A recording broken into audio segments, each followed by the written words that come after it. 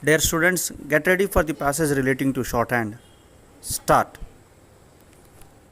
First of all, I am beholden to your foundation for having given me this opportunity to be with you here this day. Your annual lectures have already become extremely popular and useful. I find that a long line of eminent personalities have been speaking to you on the Foundation's annual day. They have presented their points of view to you. They have brought to bear their experiences on the issues of population and development. Going through some of their speeches, I found that there is very little that has been unsaid or remains to be said on this particular subject. Hence, I find myself rather in a very difficult position to propound anything new or worthwhile.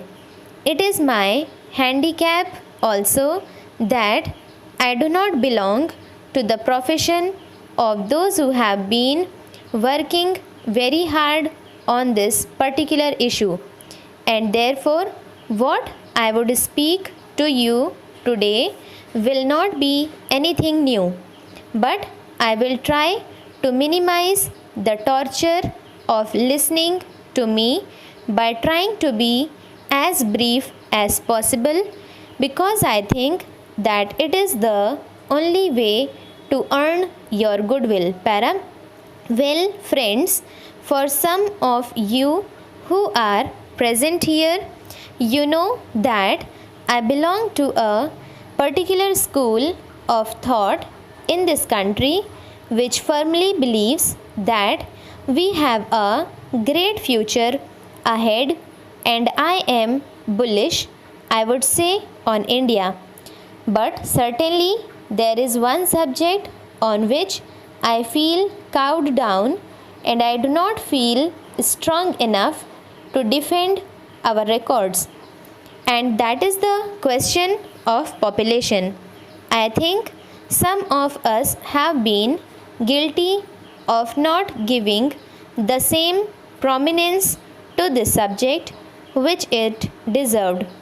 Not that there were no proponents of this particular thought or idea that population is a very important dimension of a country's growth problems. Not that there were no people who were telling us why we should give more importance to it, but somehow most of us were so carried away by the ideas of sheer economic growth and development that we thought that this is a problem of number which could easily be solved. But then, when I look in retrospect and think of the days which were given to us to do something, I feel that it was one of the ironies of life that we wanted to serve the people, we forgot about the numbers. We belong to a civilization, a culture which celebrates marriages. We have a fascinating concept of weddings and wedding ceremonies. We spend lots of money on sweets and laddus when babies are born.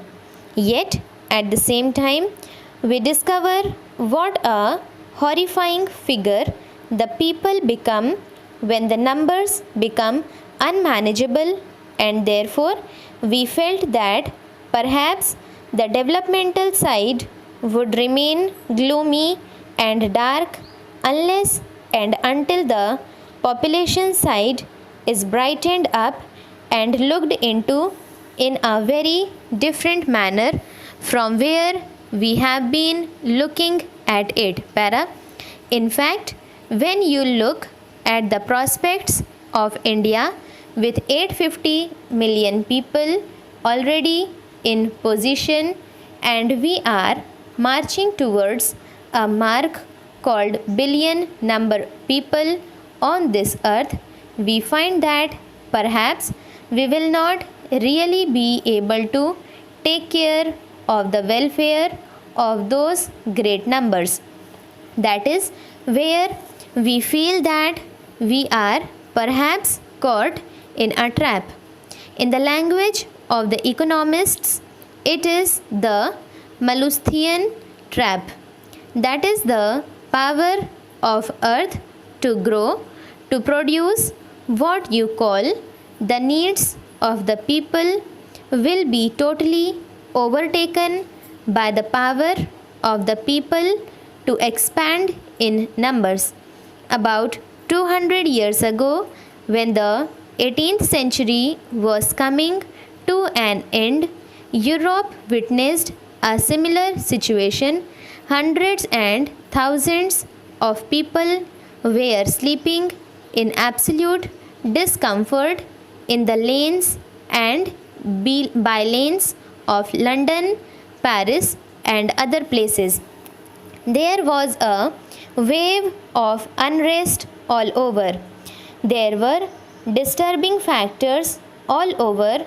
There was a tide which was running so high that people did not know and could not understand as to what its meaning was.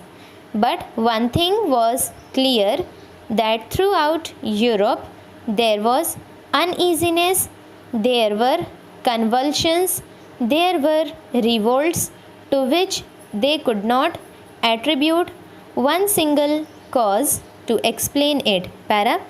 In France, of course, they found some sort of an answer in the failure of its economy and collapse of its finances. But in the rest of Europe, they were becoming victims of swelling numbers of people, in that they would not understand as to what was motivating these people to call and to question their status quo, to shake the roots, as one would say, the institutions of Europe.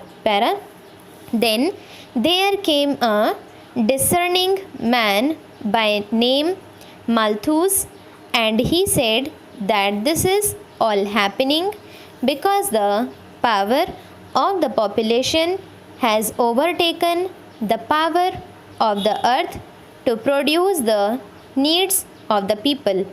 He saw them coming into the streets of London. He saw them sleeping on the naked earth without any support or without any cover. Stop.